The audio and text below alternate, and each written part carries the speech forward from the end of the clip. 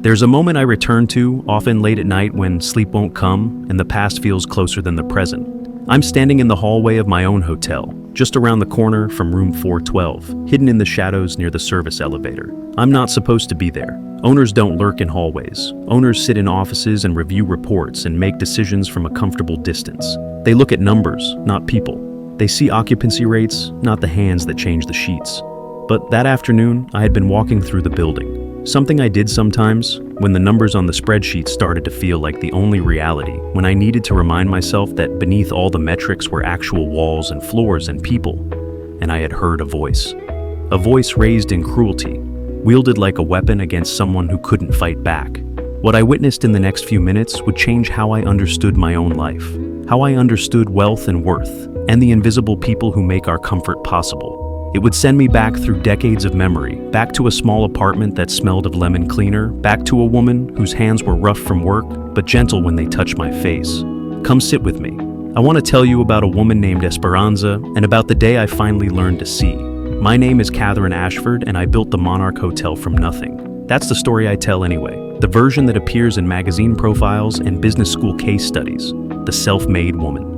The immigrant's daughter, who turned a single rundown property into a chain of luxury hotels spanning 3 continents. It's not untrue, I did work hard, I did sacrifice. I did make decisions that others lacked the courage to make. But from nothing is a comfortable lie we tell ourselves when we want to forget where we came from. When we want to believe that our success was inevitable, deserved, owed to us by a universe that recognizes merit. The truth is messier. The truth involves luck and timing and people who helped me when they had no reason to.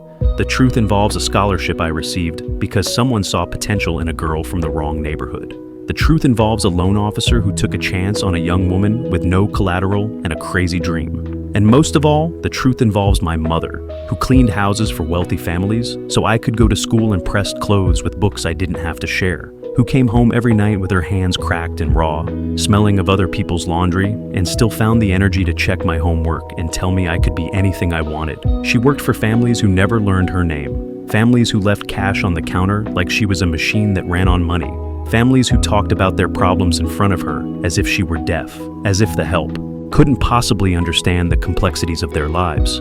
She never complained, not to me anyway.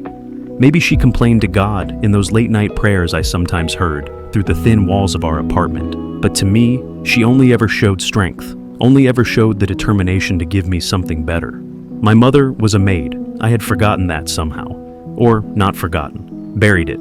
Filed it away in the part of my memory where I kept things that didn't fit the story I was telling. The self-made woman didn't have a maid for a mother. The successful entrepreneur had risen on her own merits, not on the bent back of a woman who scrubbed toilets so her daughter wouldn't have to. The afternoon I stood in that hallway, watching what happened to Esperanza, I remembered everything. Esperanza Reyes had worked at the Monarch for 7 years. I didn't know that then. I didn't know her name, her history, the family she supported, or the dreams she carried. She was invisible to me in the way that all the housekeeping staff were invisible. A function rather than a person. A uniform rather than a life. That invisibility was my failure, not hers. I had built a company that employed over 3,000 people, and I couldn't have told you the names of more than a dozen of them. The ones who mattered, I told myself. The executives, the managers, the people who made decisions. The others were interchangeable, replaceable, part of the machinery that kept the hotels running. I know now how wrong I was, how terribly, completely wrong. Esperanza was 43 years old that afternoon. She had come to this country 18 years earlier, following a husband who promised her a better life and then left her with 2 children and no money and a language she barely spoke. She had cleaned rooms in hotels for 16 of those 18 years, working her way up from the cheapest motels on the highway to the Monarch, which she considered the pinnacle of her profession. She took pride in her work. I learned that later when I finally took the time to ask. She could tell you the exact angle at which to fold a towel so it looked like art. She knew which guests wanted their pillows fluffed and which wanted them firm. She remembered preferences from visit to visit, leaving small touches that guests rarely noticed consciously, but that made them feel cared for. She was an artist in her way.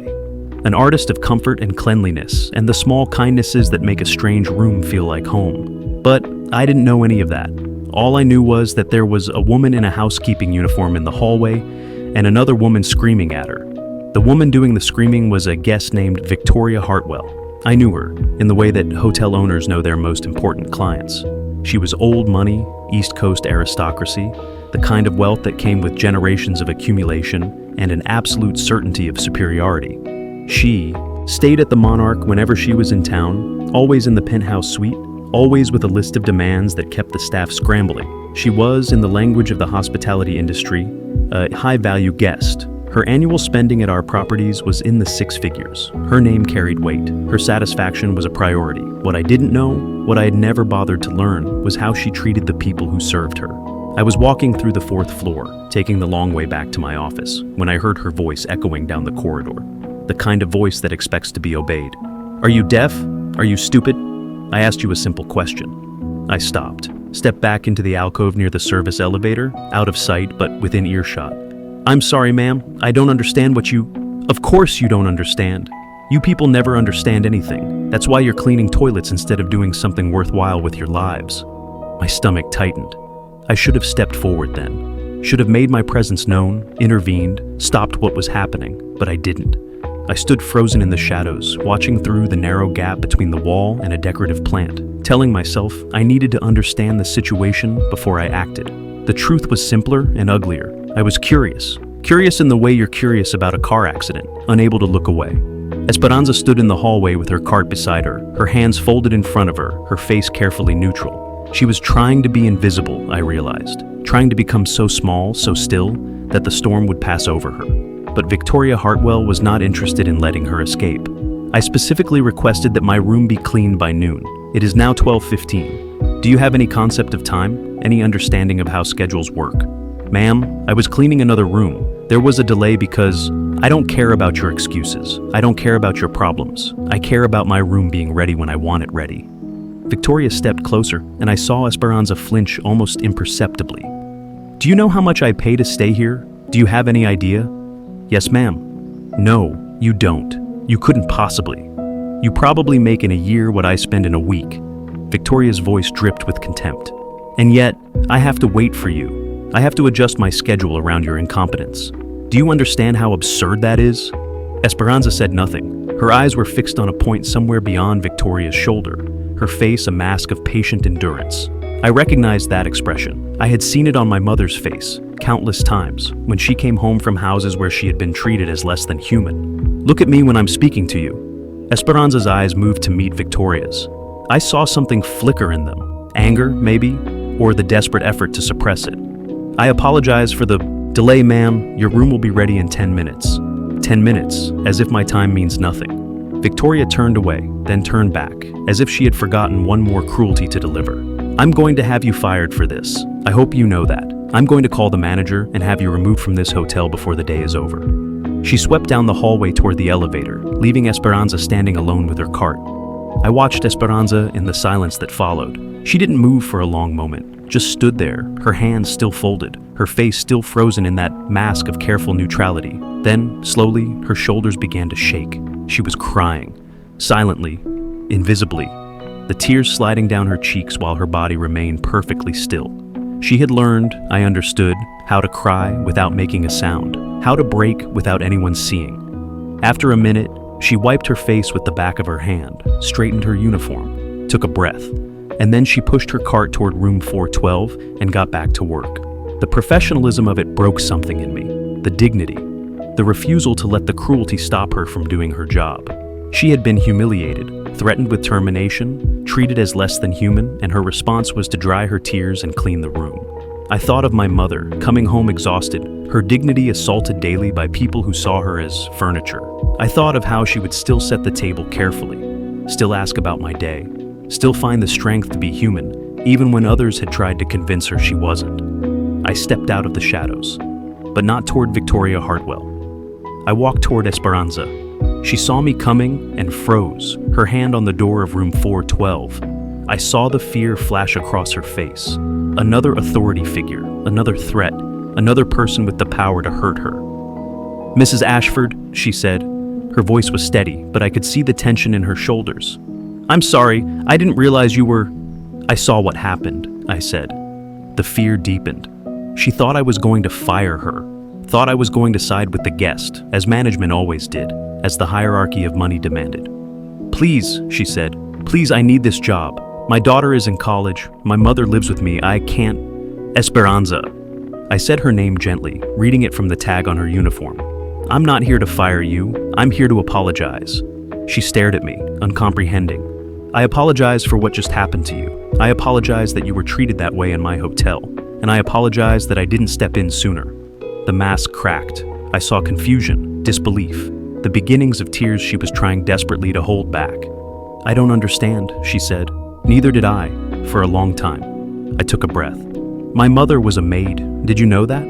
She cleaned houses for wealthy families. She came home every night smelling of bleach in other people's lives, and she never complained, not once. She just did the work with dignity and grace, and she raised me to be something better." I paused, feeling the weight of what I was about to say. But somewhere along the way, I forgot. I forgot where I came from. I forgot what it costs to do the work you do, and I forgot to see the people who make this hotel possible, really see them as people with lives and families and dreams.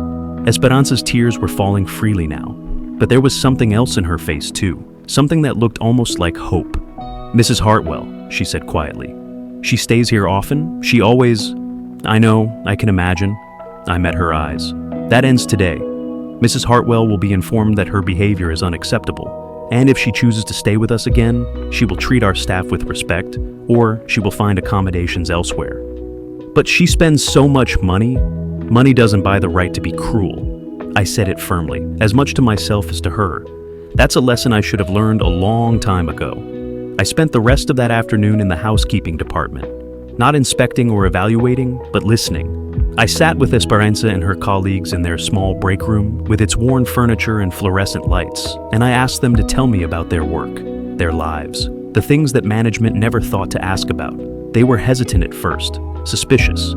People in power don't usually want to hear from people without it, and when they do, there's usually a catch.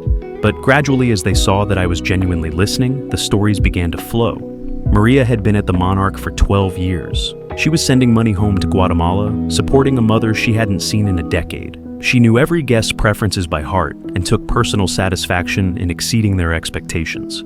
James had worked nights for 8 years while putting himself through community college. He was studying business, hoping someday to manage a hotel himself. He had ideas for improving efficiency that no one had ever asked to hear.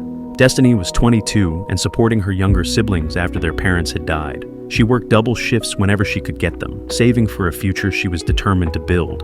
Each of them had stories of guests like Victoria Hartwell, the casual cruelties, the insults, the constant message that they were less than, that their labor entitled wealthy strangers to treat them as servants in the oldest, ugliest sense of the word. And each of them had stayed anyway, had found ways to preserve their dignity, their humanity, in the face of daily dehumanization, had gone home to families and dreams and lives that were just as real, just as valuable as any penthouse guests. I listened until the evening shift began, and when I left, I took their words with me.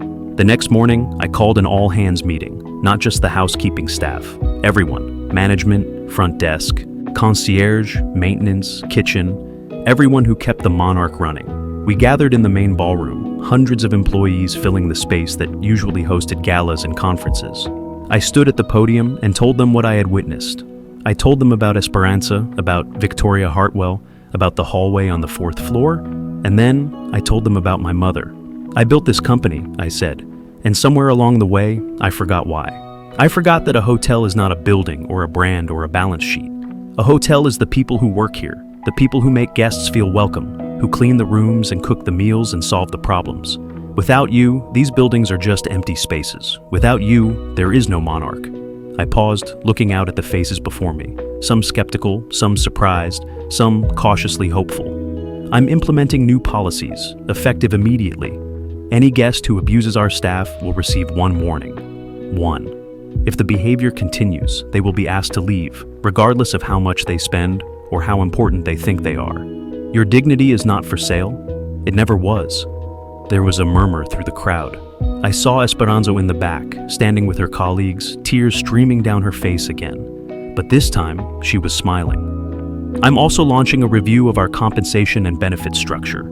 I don't know yet what changes will come from that review, but I promise you this, I'm listening now. For the first time in too long, I'm really listening." The applause started slowly and built to something that shook the chandeliers. I stood there, feeling tears prick at my own eyes, wondering how I had gone so long without hearing what had always been right in front of me. Victoria Hartwell checked out that afternoon. I spoke with her personally. It was not a pleasant conversation. She threatened lawsuits, public relations disasters, the eternal enmity of her social circle. She told me I was making a grave mistake, that people like her made businesses like mine possible. People like Esperanza make this business possible, I told her. People who show up every day and do work that people like you don't even notice. That's who I choose to protect. If that's a mistake, it's one I'm glad to make. She left. She never came back. And the Monarch did not crumble. Other hotels welcomed her business, I'm sure, and other maids endured her cruelty. I couldn't save them all, but I could make one place different. I could make one place where the invisible people were seen. Esperanza retired last year, after 22 years at the Monarch. We threw her a party in the same ballroom where I had made that speech 15 years earlier. Her daughter came, the one she had put through college, now a nurse at the city hospital. Her mother came too, 91 years old and sharp as ever, beaming with pride. I gave a toast.